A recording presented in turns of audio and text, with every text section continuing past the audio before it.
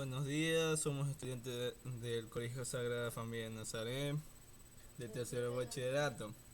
Mi nombre es Dani Baje. Mis compañeros son Eliana Castro, Freddy Tumbaco, Dylan Torre, Rosana Quito y José Valeriano.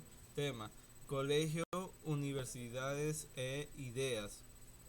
Junto a la religión, la educación fue un instrumento de implementación de la cultura española en América. Para cumplir con ese fin, la educación colonial tuvo la siguiente característica: elitis- elitismo, para destinarlo al privilegio de gobernar solo los españoles y blancos, criollos, sangre pura, y en cierta medida la nobleza indígena tenía acceso a la educación.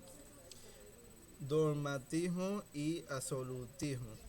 Los, conten- los contenidos eran impuestos desde la metrópoli y no eran cuestionables.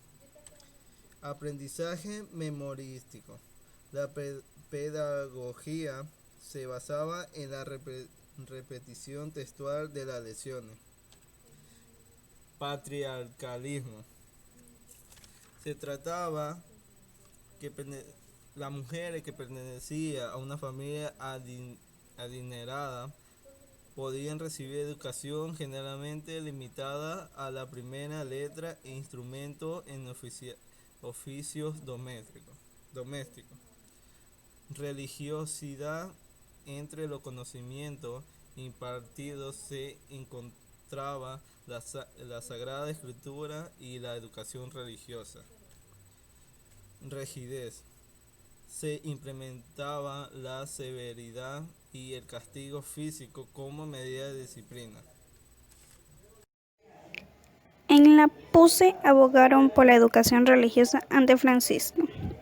Los jesuitas pertenecen a la Compañía de Jesús. Son los miembros de esta orden religiosa de la Iglesia Católica, que fue fundada en 1534 por Ignacio de Loyola y otros más en la Comunidad de Roma. En la actualidad ha de contar con alrededor de 20.000 miembros. Se conoce como la orden religiosa masculina de mayor número de miembros. Sus actividades tienen gran extensión porque se reflejan en el sector educativo, social, intelectual, misionero, entre otros. Igualmente atienden una cantidad importante de parroquias. Esta orden es de carácter sacerdotal y apostólico, a pesar de que poseen miembros que no son religiosos, mas no son monjes o sacerdotes. Su objetivo está descrito para ser una asociación de hombres que emiten votos religiosos públicos y tienden. El pensum del estudio colonial. El pensum del estudio colonial tenían como división flexible que no siempre se correspondían a la edad del estudiante, sino que dependía de su capacidad. En, en su capacidad cerebral podía depender de muchas ideas, ya que las personas como tal piensan grandes cosas. En la tercera imagen podemos presentar el caso de dos personas que piensan. Podríamos clasificarlos como personas de que se quedan, por la cual podíamos ponerle las primeras letras, ya que constituían la base pedagógica y se enseñaba el castellano, la lectura y escritura. Ya en la cuarta imagen presentamos dos casos de dos personas inteligentes. Ya, eso ya dependería de un caso menores, ya que al finalizar las primeras letras se podía avanzar a los estudios menores, se entraba en el aprendizaje del latín, por la cual eh, si, era una etapa casi media. Ya, en los estudios mayores, si el joven ya dependía de que su capacidad sea más abierta y más amplia y su manera de pensar o más avanzada, se podía avanzar a estudios mayores, ya que nunca dependía de la edad, sino de la capacidad de pensar, y por la cual tenía la ventaja de aprobar los estudios de entrar a una universidad, y también podía escoger cualquier carrera que ya sea teológica, fisiológica o derecho canónico. Y en esto representan cada una de estas imágenes, por las cuales la persona puede avanzar a medida de que piensa y desarrolla su mente. Las universidades en la colonia. La fundación de universidades empezó cerca de la mitad del siglo XVII, en las principales ciudades: Santo Domingo, 1538, Lima, 1551, México, 1551, y dos en Bogotá, Tomista, 1580.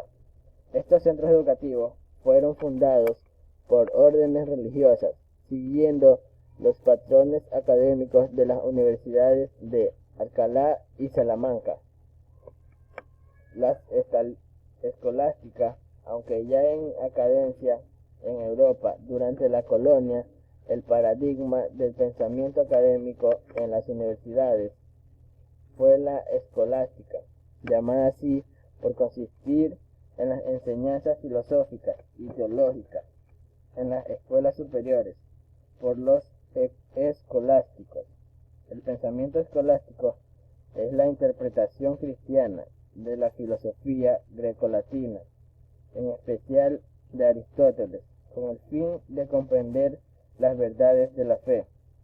Los escolásticos podían suscribirse a una de las tres corrientes interpretativas de los tres maestros del aristotelismo: Tomás de Aquino, Duns Scoto y Francisco Suárez, quienes eran sobre todo teólogos cuyos pensamientos servían más como modelos a imitar que como inspiración para nuevas ideas, por sus fuertes componentes metafísicos y teológicos. La escolástica fue el espíritu imperante en la colonia, periodo en el que mantener el estatus que entre la corona y la iglesia requería una justificación intelectual, así como la formación de burócratas y clérigos que garantizan la estabilidad al orden establecido.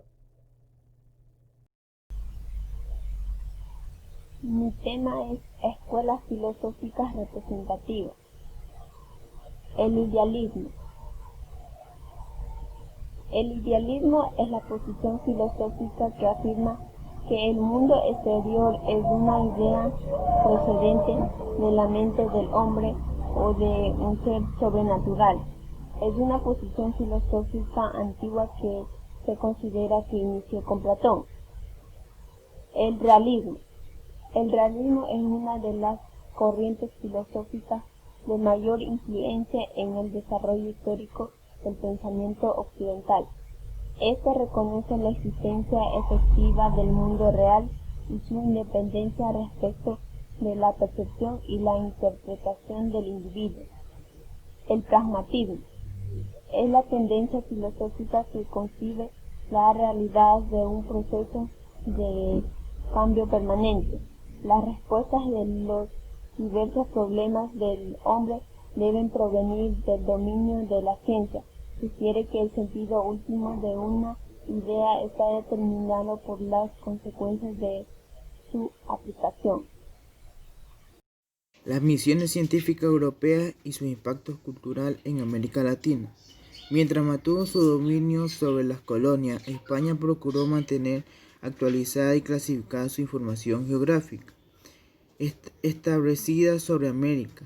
Sin embargo, los avances científicos y cartográficos de sus rivales europeos le obligaron a tener más apertura.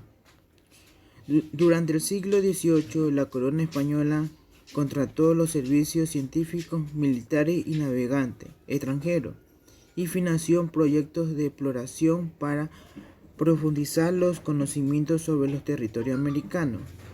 Sus recursos naturales y comerciales, como la expedición botánica de José Celestino Mutis en 1763, considerando el botánico más eminente del hemisferio, por su estudio y dibujo detallado de la especie del norte de Sudamérica.